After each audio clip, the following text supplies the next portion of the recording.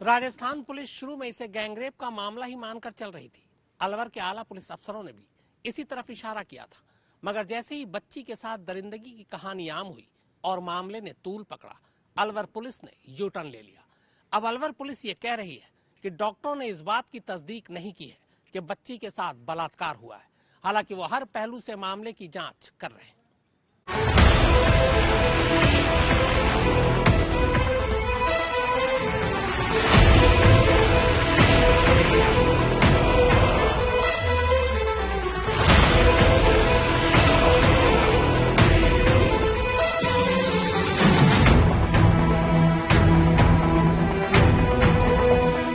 सबसे पहले जयपुर के एसके लोन अस्पताल के सुपरिंटेंडेंट डॉक्टर अरविंद शुक्ला को सुनिए और अंदाजा लगाइए कि लड़की की हालत उस वक्त क्या रही होगी जब उसे इलाज के लिए अस्पताल लाया गया होगा।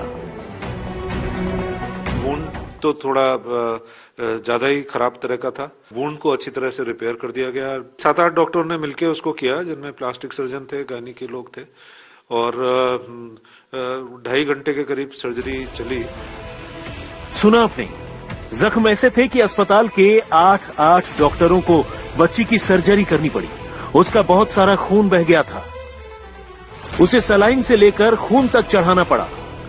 उसकी सर्जरी में expert surgeon, plastic surgeon, paediatrician से लेकर गायनिक एक्सपर्ट तक शामिल थे। बच्ची की हालत ऐसी थी कि उसके रोजमर्रा की शारीरिक जरूरतों के लिए डॉक्टरों को उसे ऑपरेट कर उसके जिस्म में वैकल्पिक रास्ते का इंतजाम करना पड़ा। लेकिन प्रशासन का कहना है कि उसके साथ रेप ही नहीं हुआ। पता नहीं वो कौन सा कानून है, कौन सी मजबूरी और कौन सी टेक्निकलिटी, जिसकी बदौलत खुद एक महिला एसपी बच्ची के साथ हुई इस ज्यादती को रेप मानने से ही इनकार कर रही है। लेकिन सच्चाई यही है कि बच्ची के साथ जो कुछ हुआ है वो रेप के सिवाय किसी और जुर्म में तो शायद हो ही नहीं सकता। सूत्रों की माने तो मंगलवार शाम को बच्ची एक ऑटो में बैठकर अलवर शहर पहुंची थी, जहां 7:30 बजे वो एक सीसीटीवी कैमरे में पैदल गुजरती हुई दिखी और 7:45 बजते बजते वो मरनासन हालत में सड़क के किनारे पड़ी हुई मिली। ऐसे में पुलिस इन 15 मिनटों का सच पता करने के साथ साथ उसके गुनहगारों का भी पता लगाने की कोशिश कर रही है। लेकिन उसकी बातों से लगता है कि तफ्तीश आगे बढ़ने से पहले ही भटक गई है। पुलिस की माने तो उस ऑटो ड्राइवर को भी उसने एग्जामिन कर लिया है जिसने उसे शहर तक छोड़ा था, और उस ऑटो की भी फॉरेंसिक जांच करवा ली गई है जिसमें बैठकर वो यहां पहुंची थी। लेकिन इसमें उसे कुछ नहीं मिला। लेकिन बच्ची के साथ जैसी वारदात हुई और जिस तरह उसे जख्मी किया गया, वो कम से कम एक्सीडेंट के केस में तो मुमकिन नहीं लगता। राजू यादव, ये बताएं कि किस समय लड़की टेम्पो में बैठी थी? आप उस समय कौन सी लोकेशन पर थे? 1:05 पे बैठे।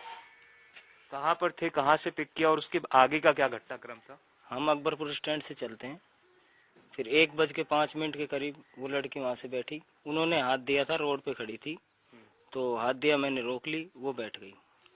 उसके बाद मैं चल दिया। कितनी सवारियां थी गाड़ी में उस समय? 13 सवारी थी सर। और ये बताएं कि जो लड़की है मूक बगीर, वो कहाँ पर उतरी थी? कितनी दूर है वो जगह अकबरपुर से? 20 किलोमीटर है और वो मोनिया की प्याऊ थी। बहरहाल, लड़की हूं, लड़ सकती हूं का नारा देने वाली कांग्रेस के लिए अब इस मामले के सामने आने के बाद जवाब देते नहीं बन रहा है। कांग्रेस नेता प्रियंका वाड्रा रणथंभौर में अपने परिवार के साथ छुट्टियां मनाने एक रिसोर्ट में पहुंची थी। बीजेपी ने उनका वहीं घेराव कर लिया। विरोधी दल के लोग उनसे पीड़ित परिवार से मिलने जाने की बात कहते रहे, लेकिन प्रियंका रिसोर्ट से बाहर ही नहीं निकली। अलवर से संतोष शर्मा और देवंकुर वधावन के साथ शरद कुमार, जयपुर, आज तक।